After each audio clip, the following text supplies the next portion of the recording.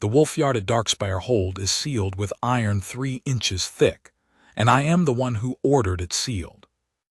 That is the fact my counsel recites when new healers arrive, with their leather satchels and their careful confidence, and their letters of endorsement from packs far enough away that the rumors have not yet reached them. The yard is sealed, Steward Bren explains, because the Lycan King's wolf spirit cannot be controlled by the king himself in his present condition, and it is not safe to go in. He says this in the measured tone of a man who has said it 50 times, because he has. He says it while placing himself at the doorway to the great hall, so the healer can still, if they choose, turn around and walk back out the main gate before they have ever crossed the inner threshold. 41 of them turned around. The other 9 went in and came back out quickly, white-faced, their satchels still clasped to their chests as though they needed something to hold onto. 3 of those 9 left Darkspire without stopping to collect the coin they were owed. I watched them go from the high gallery above the wolf yard, watched their torches shrinking across the snowfield toward the south road, and I felt nothing except a flat, cold certainty that it had always been going to be this way. The wolf was mine. The grief was mine. The consequence was mine alone to carry.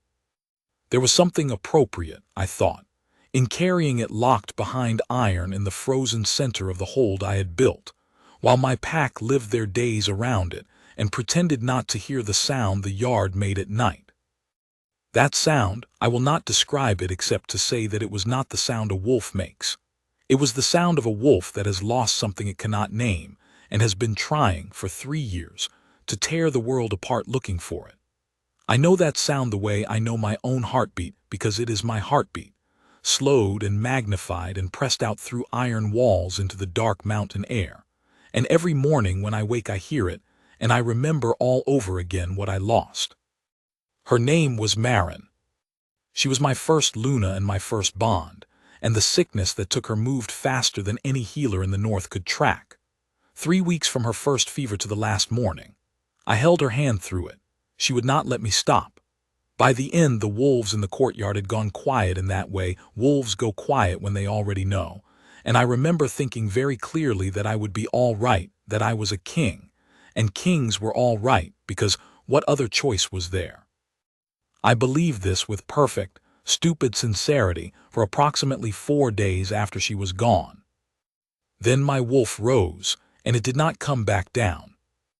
That was 3 years ago, 3 years of the sealed yard. 3 years of Bren standing at the doorway while a series of increasingly desperate healers listened to his careful speech and made their choice. The pack had grown accustomed to governing themselves in all but name. I attended council and reviewed the roads and signed what needed signing, but there was a distance between me and everything that I could not bridge. I was half a king.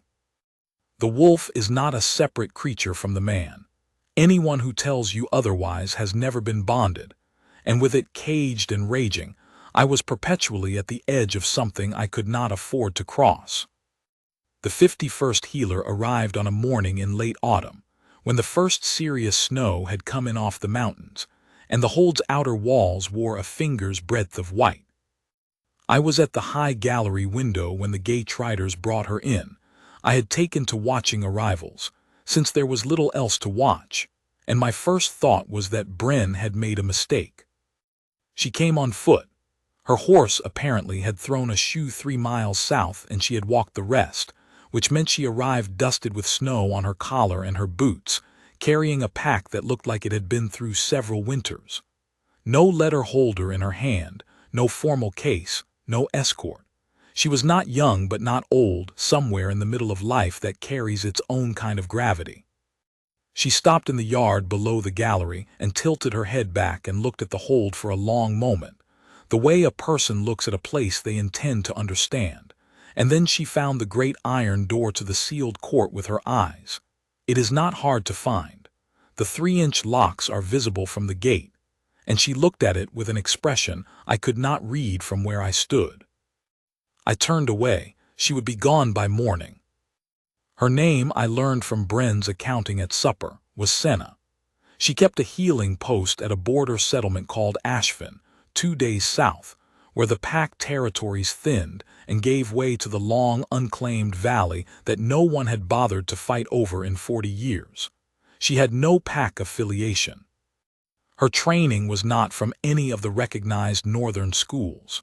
When Bren had asked, with his careful neutrality, where she had learned to work with wolves in the wolf-bonded state, she had said, "I grew up near the valley wolves. They are not affiliated either." I was informed of this at supper. My senior pack healer, Aldous, a formal man who wore his learning the way other men wear armor, said, with precisely measured diplomacy, that a settlement healer with informal training was perhaps not the profile we required, and that he could send for the healer from Ironfall whose credentials were rather more. I told him to let her try. I am not certain why I said it. In the aftermath, I told myself it was simple arithmetic. 50 had failed, the 51st had walked 3 miles in the snow, and I had nothing to lose. But I think the truth, if I am willing to be honest about it, and after everything that followed I find I am, is that something in the description of her stopped me. Valley wolves. They are not affiliated either. There was something in that which struck a note I had not expected, and I am not a man much given to things that strike unexpected notes, so I noticed it the way you notice a stone in the road that wasn't there yesterday. She tried on the first morning. I was at the high gallery before dawn, which is my habit. The wolf is worst before dawn, the sound's the loudest, and I have found that if I sit with it rather than putting walls between myself and the sound, the day goes slightly better. There is something about witnessing the worst of a thing that makes it marginally less terrible than imagining it, and I had given up imagining a long time ago and simply sat with it at the high window in the dark, which passes for a philosophy when you are out of better ones. I heard the door to the inner passage open below me, and I looked down, and she came into the gallery approach, not through it, because she stopped at the iron door and did not open it yet. She stood there in the dark for perhaps 10 minutes. Not in the way someone stands when they are afraid and working up their courage, in the way someone stands when they are listening. I had not seen this before, the standing and listening rather than the bracing and opening. The others who had gone to the door had moved with purpose, because purpose was a way of not having to feel the thing approaching. She had no such purpose. She simply received whatever the door and the sounds behind it had to offer, standing with her pack against the passage wall and her hands at her sides, and I watched her from above and felt something unfamiliar in my chest that took me a moment to name. I named it finally as attention, the kind you pay to something you have not decided yet whether to be afraid of. I had not paid that kind of attention to anything in a long time. Then she unlatched the iron door, the small outer latch, not the main bolt which requires a key, and she opened it 6 inches and she spoke. I could not hear what she said.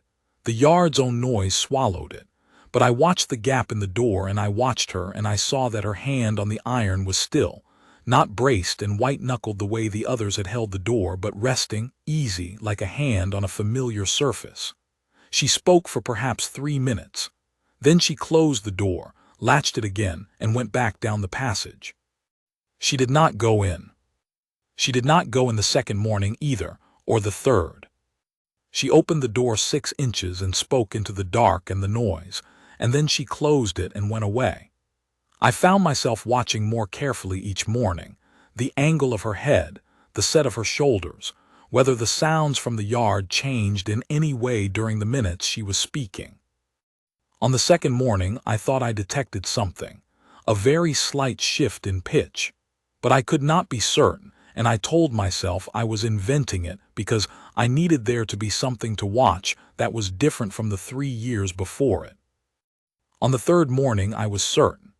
The sounds changed when she spoke, not dramatically, not the cessation of them, but a modulation, a change in the quality of the sound, the way water changes when something large beneath the surface shifts direction.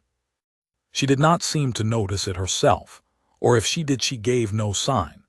She finished her speaking and she closed the door and she went away, and I stayed at the window for a long time after, watching the empty passage, thinking about the particular sensation of having a thing change that you had stopped believing could change. Bren reported to me that she had asked for no special equipment and made no requests except for a bowl of hot water to be placed outside the yard door at the end of each session, which she used to warm her hands before the walk back to the guest quarters. On the fourth morning, Aldous came to me with the measured suggestion that if the healer was not prepared to actually enter the yard, then perhaps we should acknowledge that her method, whatever it was not suited to the situation, and consider sending for the Ironfall candidate, who was still, as far as he knew, available. I told him we would wait. He did not argue. He has known me long enough to recognize the particular quality of silence that follows when I have finished a conversation. What I did not tell Aldous, what I barely admitted to myself, was that something had changed in the wolf yard over those 4 mornings, not dramatically, not visibly enough for anyone else to notice. But I am the wolf, and I felt it the way you feel a shift in weather before the sky shows you anything, a slight, strange pause in the rage, a quiet no longer than a breath between the sounds, a place where, for just a moment, something inside the iron walls seemed to stop throwing itself against them and tilt its head. Listening. She went in on the 5th morning. I heard the bolt drawn, the second bolt, the inner one, which I had given her the key for at Bren's quiet request, and I heard the door swing wide, and then I heard something I had not heard in 3 years, silence from the yard. Not the silence of the wolf lying down, not the silence of the wolf accepting defeat. The silence of the wolf standing still, and the silence of a woman standing still facing it, and the two of them in the same 20 feet of frozen air without any sound at all. It lasted perhaps 30 seconds. Then the wolf moved.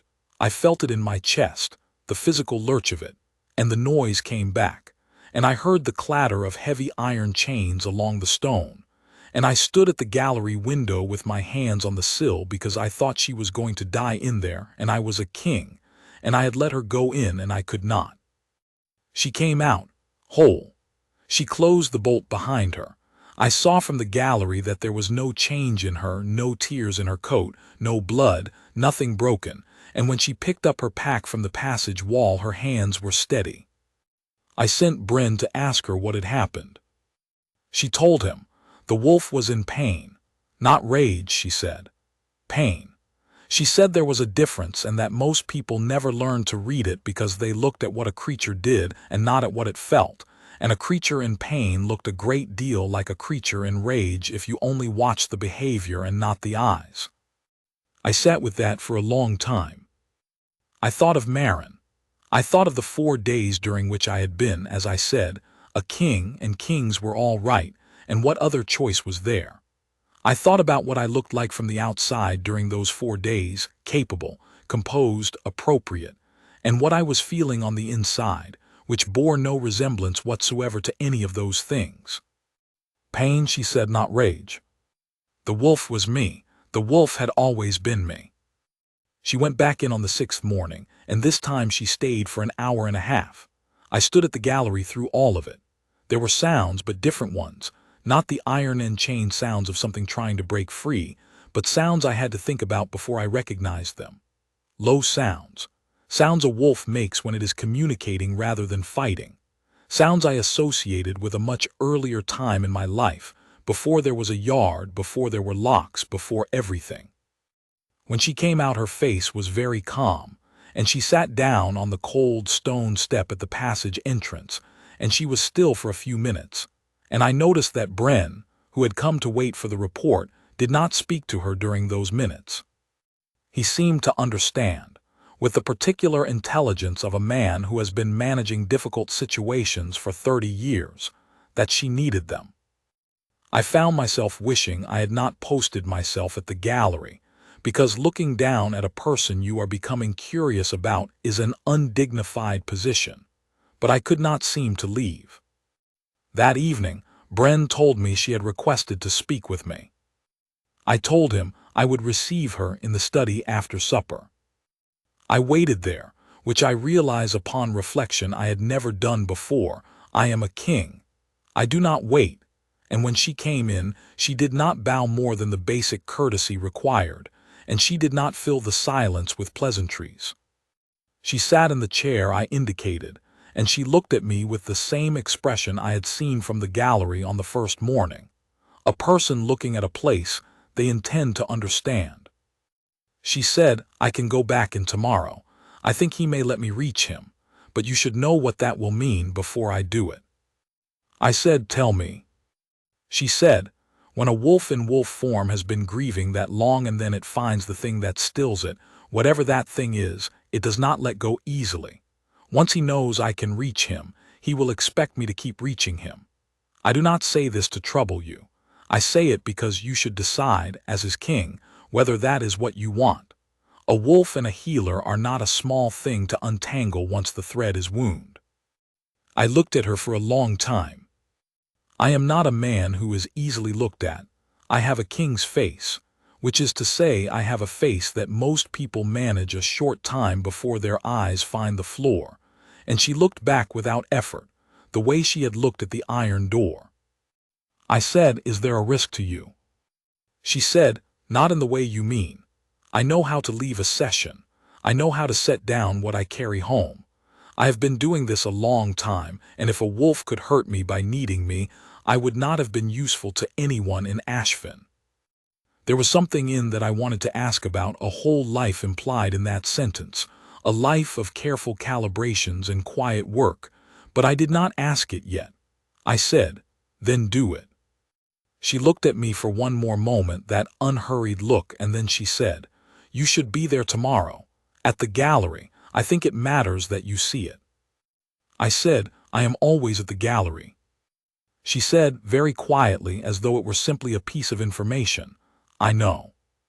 She went back to the guest quarters, and I sat in the study for a long time after, and I want to say I was thinking about strategy, and about my pack, and about the appropriate management of a complex situation. And if that makes me sound like less of a fool than I was, you may believe it. But the honest account is that I sat there, and I thought about her hands on the iron door, and about the word pain, and about the 40 days and nights in 3 years during which I had stood at that gallery window and felt nothing whatsoever looking out, and the 6 mornings in which I had felt something, and that something had a very specific point of origin that I was not yet looking at directly. It is a strange thing, being a king in a hold that is afraid of you. I had not always understood it as fear. I had understood it as respect, which is the story a king tells himself when he does not want to look at the actual shape of the thing. But the 6 mornings had given me a different vantage. Watching her walk toward the iron door, I had watched the pack members who gathered at the passage entrance each morning to wait for the report, and I had seen what was in their faces. And what was in their faces was not the careful neutrality of people who had learned to keep their feelings out of their expressions in the presence of the king. It was something closer to held breath. The held breath of people who love the place they live and love the man who leads it, and have not known for 3 years whether either of those things was going to be all right. I had not seen that before because I had not been looking. I had been at the gallery window. The thought sat with me for a long time that I had been king enough to keep the roads and the council and the documents going, and not king enough or man enough to see what my pack's faces were doing. And I thought she would have seen it. On her first morning, before she opened the door, when she was standing in the passage and listening, she would have felt it in the texture of the hold itself, the way she felt the difference between rage and pain. That is not a thing you learn in a school. That is a thing you carry. I slept that night, which I want you to understand is not a thing I have done reliably since Marin. I slept without hearing the yard. She was at the passage door at first light. I was at the gallery. I had been there before dawn, but for the first time in 3 years I had not been listening for the sounds so much as watching for the figure that came down the passage, which is a different thing entirely.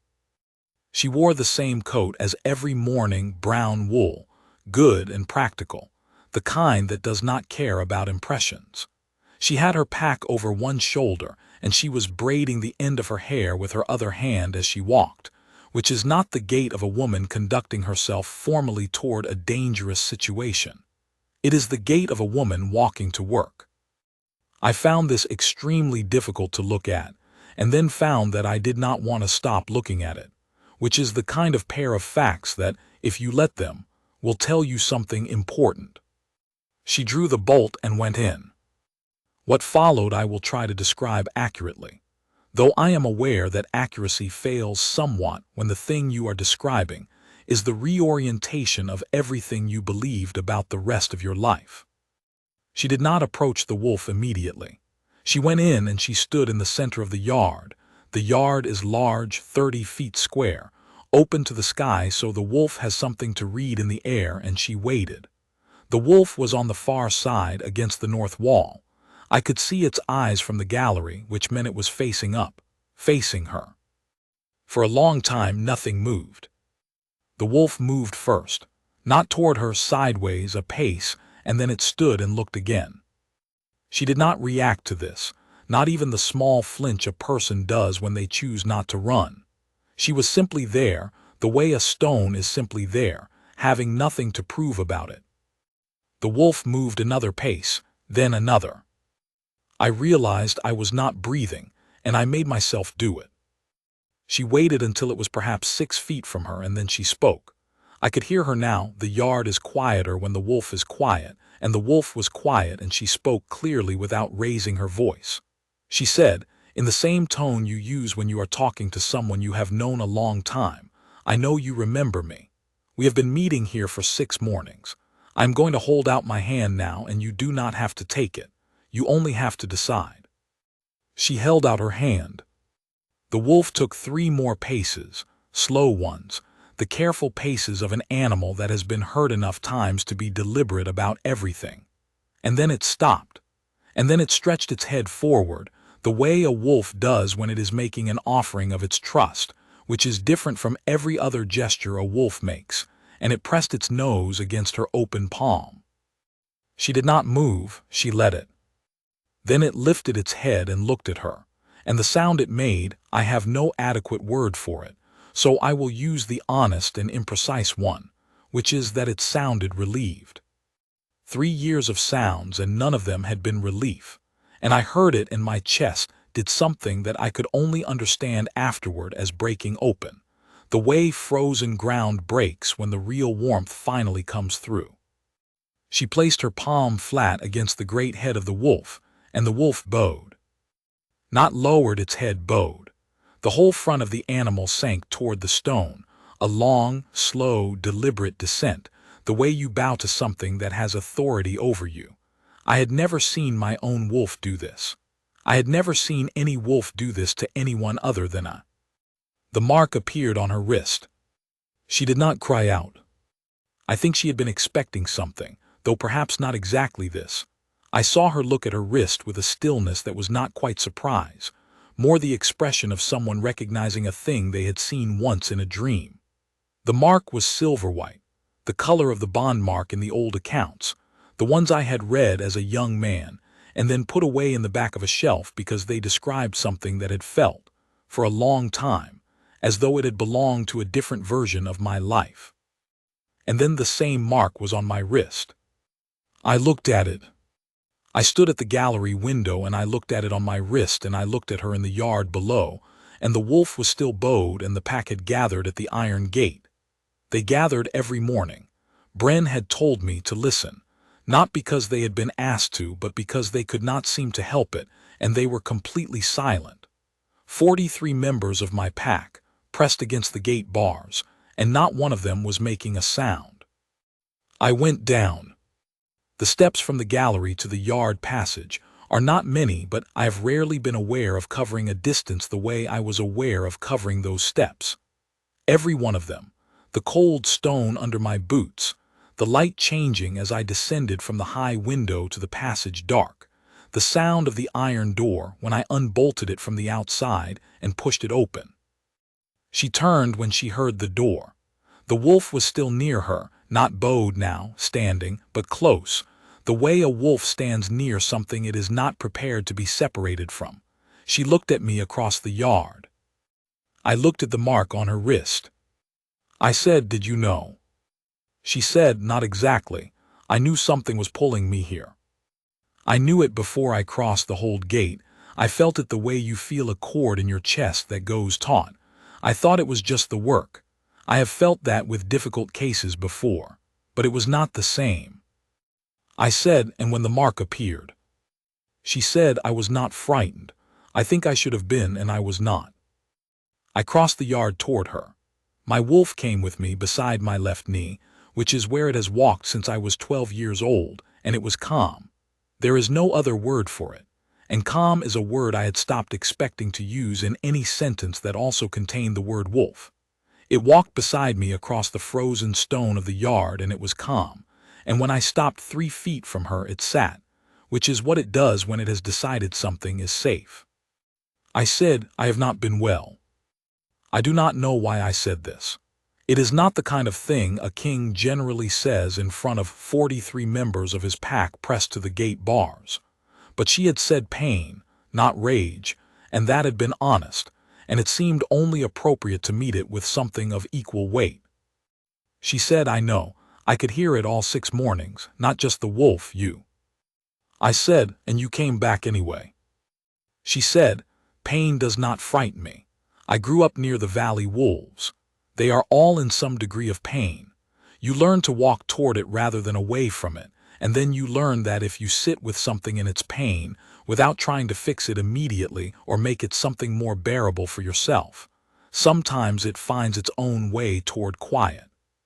I said, "I do not think I knew how to be still." She said, "I know. I watched you at the gallery window." There was a moment, one of those moments that you do not have words for while you are inside them, only after, where everything in the yard was very quiet. The wind off the mountains had dropped. The pack at the gate were not moving. My wolf was sitting on the frozen stone beside me. The mark on my wrist was the color of winter moonlight, and hers was the same, and I looked at her face, which was calm in the particular way of a person who has sat with difficult things for so long that calm is no longer an effort but simply their natural weather. And I felt something shift in me that I cannot name precisely except to say it was the opposite of loss. Not replacement. That is not what a second bond is, and I want to be clear about this because it matters. It was not the filling of a hole where Marin had been. Marin was gone, and she would always be gone, and there is a place in me that is simply hers and always will be. This was something beside that, a different part of the house. A room I had not known was there, and the door had been standing open with cold air coming through it for 3 years, and now there was someone at the door. I said, "I would like to ask you something." She said, "You may." I said, "The mark is there now whether either of us chooses to act on it. I know that. I am not asking you to act on it because of the mark.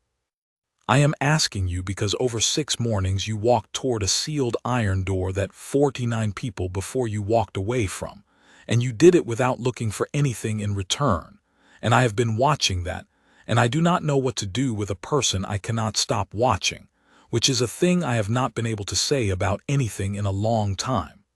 I would ask you to stay at Darkspire if you were willing, not for the wolf. For whatever comes after the wolf, if you are willing to find out with me what that is." She was quiet for a moment, not the quiet of hesitation. She was not a woman who hesitated in the way most people do. She was quiet in the way of someone making room in themselves for something that needs room. Then she said, "I have a post at Ashvin. 14 families, 6 wolves in long-term care, 2 foals with a bone condition that needs watching for another season." I said, "I will send healers from the hold to cover the post, 2 of them, so the families have more than they had before."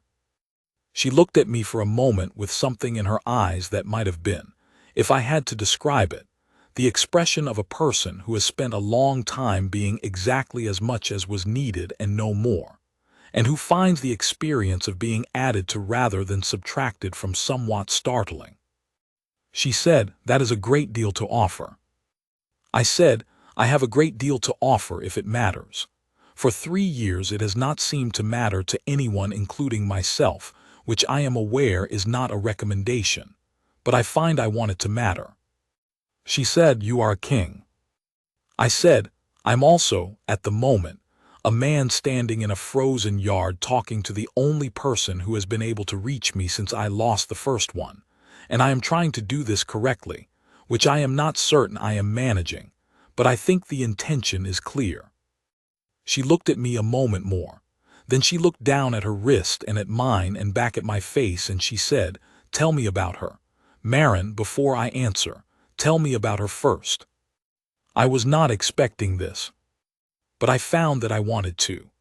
I found that the name felt different in my mouth in that moment than it had felt for 3 years, not smaller, not less, but different in a way I could only describe as no longer entirely alone in the room with me. So I told her.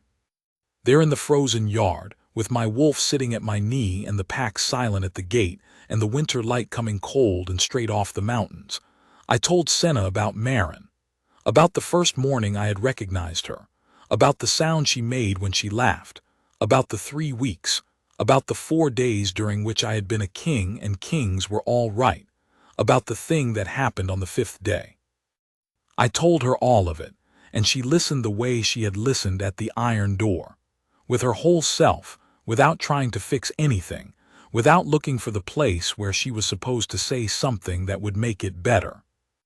When I had finished, she said, "I am glad she had you with her. 3 weeks is a very short time. You did not leave."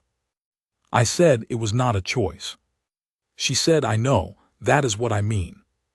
She looked at the mark on her wrist again. Then she looked at the wolf, who had not moved from my knee, who was watching her with the yellow, steady eyes of a wolf that has made a decision and is at peace with it. She said, "I will have to go to Ashvin first, to hand the post over properly, to see to the foals. I will not leave 14 families without a proper transfer." I said, "Of course." She said, "And I will want to come back as myself, not as a Luna in waiting or whatever your protocol requires. I will not be announced before I have decided anything. I would like time to know you before I know your title." I said, "I am, at this moment, not certain there is a great deal of difference, but yes." She said, "And I want to know what you think about, at the gallery window in the mornings, the things you were watching before you started watching the passage door." I looked at her. She said with a quiet directness that I found was already familiar, in the way of things you recognize without having seen before, "You are a man who has been alone with his thoughts for 3 years. I would like to know what they are. Not the king thoughts, the other ones." I was quiet for a moment. Then I said, "The other ones are not particularly well organized." She said, "That is all right. I did not come here for a well-organized mind. I came here because a wolf was in pain, and I could hear it from 2 days south. And what I found when I arrived was a king who was also in pain and had no idea how to say so. And the wolf was telling me both things at once. And I did not want to leave without at least asking whether there was something I could do about the second one." There was a sound from the gate. Not dramatic, just the sound of a crowd that has been holding its breath for a long time and has quietly let it go. I looked up and the pack was there, 43 of them, and Bren was at the front. And Bren has managed difficult situations for 30 years, and I have never seen him look anything other than measured. But he did not look measured at that moment. He looked like a man who has been waiting for a very long time to be relieved of a weight, and is. Aldous was beside him. Aldous did not look measured either. He looked like a man who is revising a significant number of assessments about informal training and border healers, and what exactly constitutes the profile required. I looked back at Senna. I said, "I should probably say something formal for the pack's benefit." She said, "Probably, though you might do it in the language you were just using rather than the other one. The other one will keep." I almost smiled. I am not certain I had done that in 3 years either, and the unfamiliarity of it was strange and not unpleasant, like a piece of furniture moved back to where it used to be before you forgot where that was. I turned to the gate. I said, "Bring the gate open." The gate opened, the old iron shrieking on its hinges the way it had not shrieked in 3 years because no one had opened it from the inside, and the pack came in not rushing, but steadily, the way people move when they are doing something that matters. Bren first, and then the senior wolves, and then the rest of them, and they came to stand in the yard, and they looked at my wrist and at her wrist and at the wolf sitting by my knee, and the wolf looked back at them, and that was a sufficient communication for everyone present. Bren said, "My lord." I said, "This is Senna from the border settlement of Ashfin. She will be going south in 2 days to close her post properly, and then she will return. You will give her every courtesy while she is here and every courtesy when she returns, and you will send 2 of our healers south with her to cover the post she is leaving, because she will not leave it uncovered." Bren said, "Yes, my lord." And then, with the particular tone of a man who has been doing this for 30 years and has earned the right to the particular warmth he sometimes allows himself, "We are glad you are here." He said it to Senna. She said, "Thank you. I am glad the wolf is all right."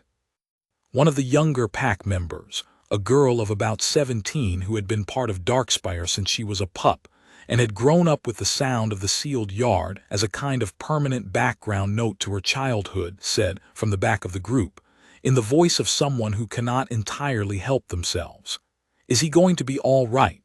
The king, I mean." There was a brief, charged silence. Senna looked at me. I looked at her. She said to the 17-year-old in the back, "I think so, but I am going to need your help." The girl said, "What do we do?" Senna said, "Stop being quiet around him. You have all been walking carefully around this hold for 3 years, and I understand why, but the quiet is not helping anyone. He needs to know that things are happening and people are living and the hold is full. He does not need more silence." I was not certain in that moment whether to be grateful or mortified. I settled on something between the two, which I suspect will be a permanent condition of life with a woman who speaks plainly to crowds of your own pack members about your well-being. I found, somewhat to my surprise, that I did not mind. In the days before she left for Ashfin, she walked the hold. Not to inspect it, she was not inspecting anything. She was simply learning it, the way she had learned the iron door, in the unhurried way of a person who understands that knowing a place requires time and presence and no particular agenda. She spoke to the pack members she met in the corridors and the kitchen and the stable court, and they spoke back, and gradually, I noticed it happening from a distance, and then from less of a distance as I found myself wandering the hold's own corridors at something other than their accustomed purpose. Gradually, the quality of sound in Darkspire changed. It is difficult to describe. The hold had not been silent for 3 years. A hold is never silent.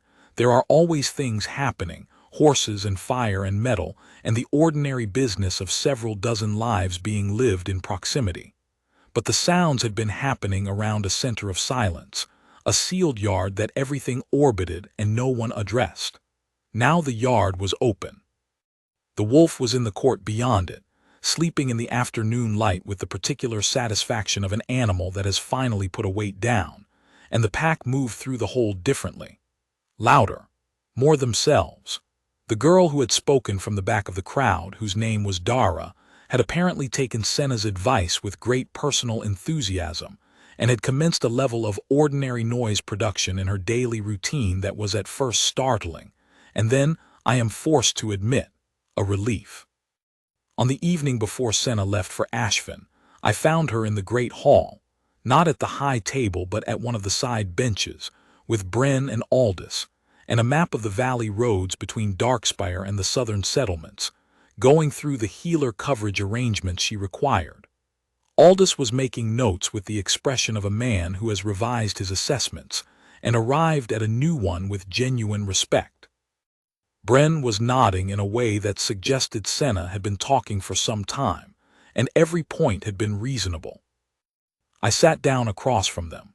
This is not something I typically do, sit down at a side bench with my steward and my pack healer as though we are peers arranging logistics, and all three of them looked up with varying degrees of surprise.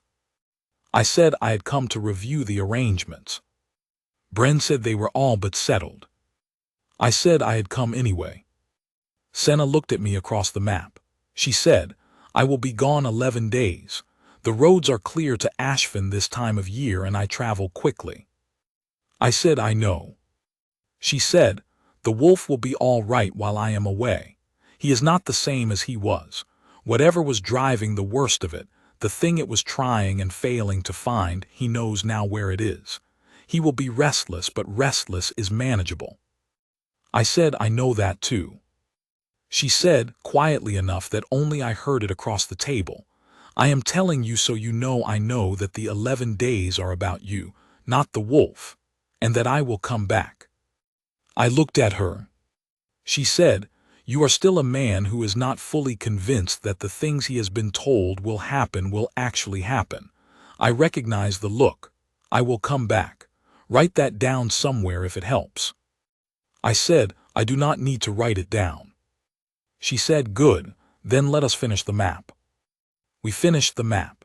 She left in the morning with 2 of the hold's healers, who I had personally selected for their competence and their ability to work without significant direction. And I stood at the hold gate and watched her go, and my wolf stood beside me and watched too, which he had not done at any gate since before the yard was sealed, because there had not been anything to watch for. The 2 healers I had chosen were a woman called Myra, who had been with the hold for 12 years and had a calm, practical intelligence I had always respected, and a younger man called Pale, who was 4 years trained and had the particular quality of someone who learns by watching more than by speaking. Both of them would do well in Ashfin, I thought, and neither of them would try to manage the situation more than the situation required. Which is the thing that causes the most difficulty in border settlements, where people already know what they need and mostly just need someone to provide it. When the gate closed behind them, I stood there for a moment in the cold air, and the wolf sat at my knee, and it occurred to me that this was the first time in 3 years that I had stood at the gate and felt that someone was coming back rather than going away for good. The distinction is a small thing on the surface and a very large thing underneath, and I did not examine it too long at the gate because Bren was waiting to review the morning's correspondence, and I was still a king, and kings do not linger at gates in the cold for no administrative purpose. But I felt it, I noted it, and I carried it through the morning with the careful attention of someone who has been a long time without something and is not entirely certain he is allowed to keep it yet. The 11 days were, as she had predicted, manageable. The hold was different, genuinely different, and I found that the difference was not contingent on her physical presence, which had surprised me when I first noticed it, and then had not surprised me at all, because what she had changed was not the hold so much as the quality of attention inside it.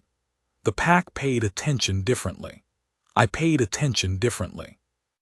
Dara made ordinary noise, and the wolves in the courtyard lay in the winter sun, and Bren scheduled a council meeting that I attended with something approaching full presence for the first time in 3 years, which Aldous noted in the minutes in his dry, precise way, by simply recording a higher volume of decisions reached. I thought about what I would say to her when she came back. I did not practice any of it, but I thought about it the way you think about something that matters, not rehearsing but simply turning it over, looking at its different faces, asking yourself what is true and what you are willing to say, and whether those 2 things are the same. For a long time in my life they had been the same without effort, and then Marin died and they had slowly separated the way ice separates from the bank in spring. Not dramatically, just a widening gap until one day you notice there is water between where you stand and the solid thing. The mark on my wrist was always there. I looked at it often, not with the anxiety of something new and uncertain, but with a kind of steadying regard, the way you might look at a landmark when you are not entirely certain of the road. It was silver white and very clear against the skin of my wrist, and it did not change. And every morning when I was not at the gallery window anymore, I sat at the desk in my study, and I looked at the south road through a different window, and thought about what it would mean to be a man who was fully present again instead of half of one. I thought about the 17-year-old Dara's question, "Is the king going to be all right?" and about Senna's answer, "I think so, but I am going to need your help." It had struck something in me at the time that I had not examined carefully, standing in the yard with the pack at the gate. I examined it now, over the 11 days, and what I found was that no one had said anything like that about me in 3 years. Not because they did not care. I had a loyal pack, and they cared, as much as pack members can care for a king without knowing how to say it, but because there is a particular silence that forms around a leader who is suffering, compounded of respect and fear and the genuine uncertainty of what to say, and no one had known how to step through it. She had stepped through it the way she stepped through the iron door, by listening first, and then simply walking in. On the 5th day, I went to the wolf yard, which had been standing open since she left. I walked through the iron door, and I stood in the yard alone for the first time since Marin's death. The first time I had been in there without the wolf form, just myself, a man in a yard of stone. I stood where Senna had stood in the center, and I looked at the north wall where the wolf had been, and I looked at the sky above, which was the same sky it had always been, and I thought about what she had done here and what it had required of her, and what it said about the kind of person she was. Aldous found me there. He stood at the door for a moment before speaking, which was uncharacteristic of him. He is not generally a man who hesitates at doorways. Then he said, "My lord." And when I looked at him, he said, "She was correct, you know, about pain versus rage. I read Orvin's account of wolf-bonded grief this week, Orvin of the Eastfall School, the 2nd volume, and he makes the same distinction. I should have read it 3 years ago. I am sorry I did not." This was, for Aldous, an extraordinary statement. I said, "You were working from what you knew." He said, "She was working from what she felt. There is a difference, and she was right about which is better." I thought about this for a long time after he left. A woman from a border settlement with informal training and no pack name, and the head pack healer of Darkspire Hold, and the one who had read the situation correctly, was the one who had grown up listening to the Valley Wolves, who were not affiliated either. There is a lesson in this about the kinds of knowledge that institutions are bad at preserving and individuals sometimes carry in their bones, and I made a note of it for the council, because I am still a king and kings are supposed to learn things and then do something with them. On the 9th night I sat at my desk and I wrote her a letter. Not a formal letter. I am capable of formal letters and they have their place, but this was not that. It was a letter in which I tried to say something honest about the 9 days and the open yard, and the council meeting I had attended, and Aldous' apology and Dara's cheerful noise, and the way the mark looked in the early morning light. I wrote it, and then I did not send it, because I thought she would be back before it could arrive, and it seemed better to say it in person than to put it on a page where I would have to live with the exact words forever. But I kept it. I folded it and put it in the desk, and I am told by people who know more about these things than I do that it is still there, which I neither confirm nor deny. She came back on the 10th day, a day early, riding a rented horse and arriving before anyone had sent word to expect her, and I was not at the gallery window because I had long since stopped standing at the gallery window, and was instead at the inner court with the wolf when the gate rider came to tell me. I went to the gate myself, which is not a thing a king typically does, going to the gate to meet a returning traveler, and she arrived with a pack that looked slightly more organized than the one she had left with, and she got down from the horse, and she looked at the hold, and then she looked at me and she said, "You went to the gate yourself." I said the wolf wanted to come. She looked at the wolf, who was, in fact, at my knee, and back at me, and the quiet look she had was the particular kind I had come to understand was her version of amusement, which expressed itself not in the face but in the eyes and in a slight quality of stillness that meant she was holding something back. She said, "And you?" I said, "And me." She said, "Good." She came in through the gate, and the pack who had gathered in the court, not summoned, simply there, because they had been watching the south road since morning, which I had chosen not to comment on. The pack bowed their heads to her, not the full ceremonial bow, but the quiet voluntary one that a pack makes for someone it has decided to honor without being told to. She acknowledged this without ceremony, with a nod, and then she looked at me again. I said, "I thought about what to say to you, for 11 days. She said, "What did you arrive at?" I said, "Very little that is organized.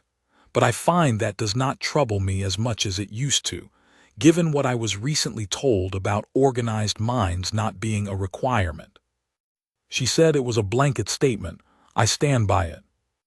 I said, "I would like to offer you my mark, formally, not because the bond has already written itself on both our wrists. I know it has, and I know neither of us chose that specifically, and that choice still matters regardless of marks, but because over the course of 6 mornings and 11 days I have become a person who would choose it, who is choosing it. And I would like the mark to be a choice and not only a condition, so that you know the difference." She was quiet, not hesitant, not in her nature, but present in the way of someone giving the moment the full weight of it. She said, "I have 11 families remaining in Ashfin, not 14. The 3 youngest families moved to Ironfen last season, and I was meaning to adjust coverage anyway. The 2 healers you sent will do well there. I have no reasons not to be here." I said, "That is not a yes." She said, "No, this is a yes."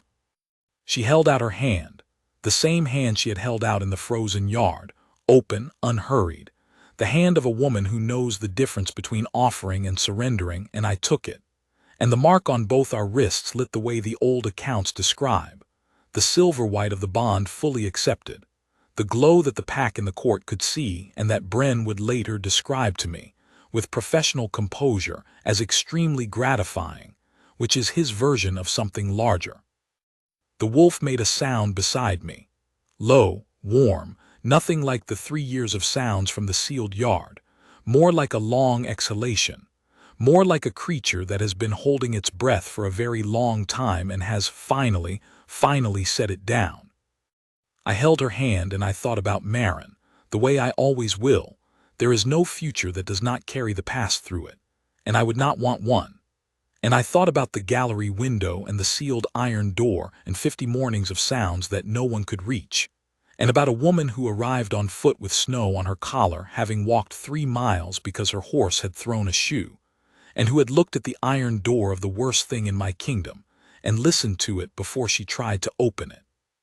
She said, low, as the pack in the court stayed respectfully at their distance and the winter light came in cold and clean off the mountains, "What were you watching from the gallery? In the mornings before you watched the passage door. You were going to tell me." I said, "The South Road." She said, "You were watching the South Road for 3 years." I said, "I did not know what I was watching it for." She looked at me.